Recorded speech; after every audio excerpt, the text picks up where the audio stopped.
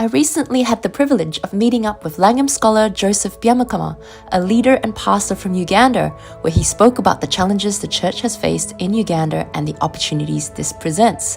Let's hear his testimony on becoming Christian and joining Langham. So I was born and raised in a Roman Catholic family, and it wasn't until I was in high school, especially with my cubicle mate, or the person that I was with in my dorm, who was insistent and insisted on sharing the gospel, that I came to faith. That was high school. And when I came to faith, he basically gave me the Bible and asked me to read it and pray every day and come for fellowship. That's all he said. And he said actually memorize verses from it. And he held me accountable to that every week. And so I grew in my faith, joined a university church where we were doing cover to cover, that's reading through the Bible in 1 year and having conversations around it every Thursday and every Tuesday.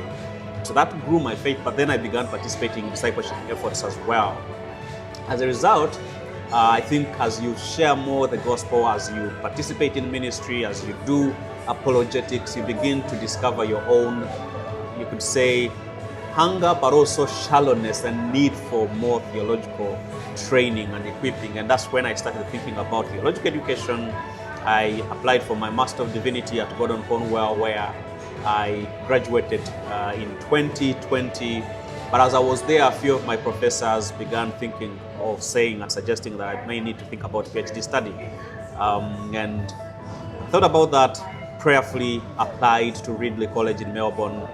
But definitely it's always difficult to get funding for PhD studies, especially if you're from Uganda or Africa. And Langham happens to be one of those very, very few organizations that would provide such sort of funding. I'm from Langham Partnership Australia. See you next time.